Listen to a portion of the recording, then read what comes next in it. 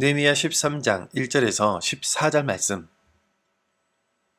그날 모세의 책을 낭독하여 백성에게 들렸는데 그 책에 기록하기를 암몬 사람과 모압 사람은 영원히 하나님의 총회에 들어오지 못하리니 이는 그들이 양식과 물로 이스라엘 자손을 영접하지 아니하고 도리어 발람에게 뇌물을 주어 저주하게 하였음이라. 그러나 우리 하나님이 그 저주를 돌이켜 복이 되게 하셨다 하였는지라. 백성이 이 율법을 듣고 곧 섞인 무리를 이스라엘 가운데에서 모두 분리하였느니라.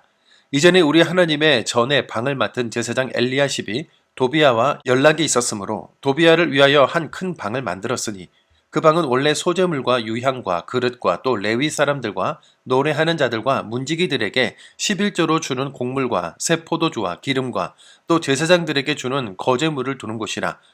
그때에는 내가 예루살렘에 있지 아니하였느니라. 바벨론 왕 아닥사스다 32년에 내가 왕에게 나아갔다가 며칠 후에 왕에게 말미를 청하고 예루살렘에 이르러서야 엘리야십이 도비아를 위하여 하나님의 전뜰에 방을 만든 악한 일을 안지라.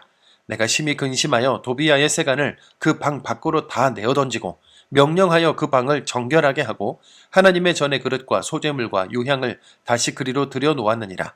내가 또 알아본즉 레위 사람들이 받을 몫을 주지 아니하였으므로 그 직무를 행하는 레위 사람들과 노래하는 자들이 각각 자기 밭으로 도망하였기로 내가 모든 민장들을 꾸짖어 이르기를 하나님의 전이 어찌하여 버림바 되었느냐 하고 곧 레위 사람을 불러 모아 다시 제자리에 세웠더니 이에 온 유다가 곡식과 새 포도주와 기름의 11조를 가져다가 곳간에 드림으로 내가 제사장 셀레미야와 서기관 사독과 레위 사람 브다야를 창고지기로 삼고 마따냐의 손자 삭골의 아들 하나를 버금으로 삼았나니 이는 그들이 충직한 자로 인정됨이라.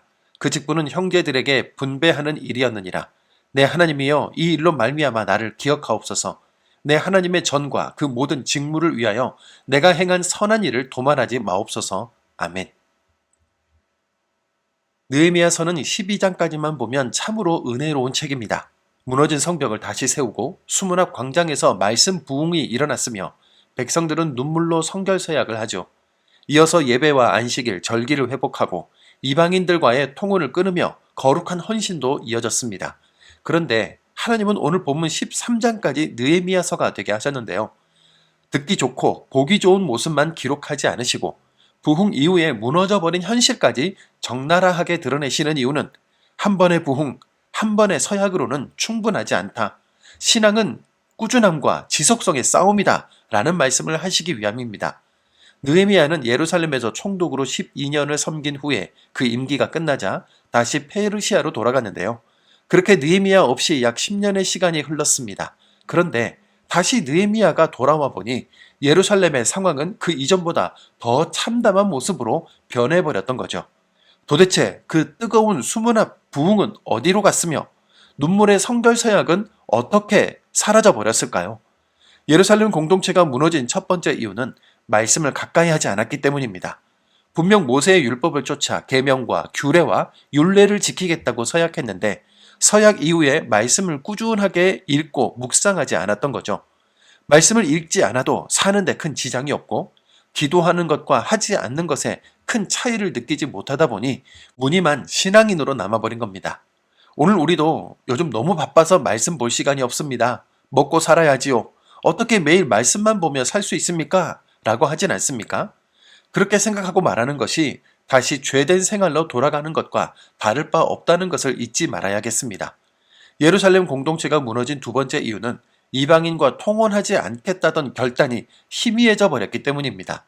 느헤미야가 없는 사이 가장 앞장서서 통혼 금지 약속을 깨뜨려 버린 사람이 바로 대제사장 엘리야십이었는데요.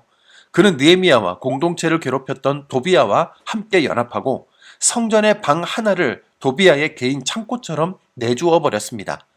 모범을 보여야 할 영적 지도자가 오히려 세상과 가장 먼저 타협해 버린 거죠. 말씀이 흐려지고 영적인 감각이 무뎌지자 모든 기준은 말씀에서 나의 유익으로 바뀐 것, 그것이 바로 세속화 아니겠습니까? 예루살렘 공동체가 무너진 세 번째 이유는 꾸준함과 자발성이 없었기 때문입니다. 느헤미야가 없어도 누군가가 뒤에서 밀어주지 않더라도 눈에 보이는 확실한 리더가 없어도 스스로 말씀을 붙들고 스스로 자기 믿음을 지켜내는 꾸준함이 없었기 때문에 리더가 사라지자 급속도로 무너지고 만 거죠. 오늘 본문을 묵상하면서 말씀을 가까이 하는 일, 세상과 타협하지 않으려는 선택, 예배와 교회, 가정을 지키는 헌신, 그 모든 것들이 한 번이 아니라 일평생의 싸움이어야 한다는 것을 알게 됩니다. 오늘 느헤미야 13장은 우리에게 묻습니다. 수문학 광장의 감동 이후, 예수님을 만난 그 첫사랑의 감격 이후, 하나님이 나에게 주신 모든 것들에 진심으로 감사했던 그 이후, 그대는 어떤 삶을 살고 있는가? 오늘 이 말씀이 우리가 다시 한번 꾸준함의 싸움을 결단하게 되는 은혜의 말씀이 되기를 축원합니다. 주님, 수문학 광장에서 말씀을 듣고 울며 회개했던 백성들이 시간이 지나 다시 옛 삶으로 돌아간 모습을 보며 오늘 내 모습을 바라보게 됩니다. 한때 뜨거웠지만 식어버린 마음, 말씀에서 멀어진 채 바쁘다는 이유로 타협해왔던 우리의 삶을 불쌍히 여겨 주옵소서. 우리가 한 번의 결단으로 끝나는 사람이 아니라 말씀을 꾸준히 가까이 하고 세상과 타협하지 않으려는 싸움을 포기하지 않는 견고한 성도들이 되게 하여 주옵소서. 누가 보지 않아도 느헤미야와 같은 사람이 옆에 없어도 성령께서 우리 마음을 붙들어 주셔서 날마다 자발적으로 기쁨으로 말씀과 예배의 자리를 지켜나가게 하여 주옵소서. 예수님의 이름으로 기도드립니다. 아멘.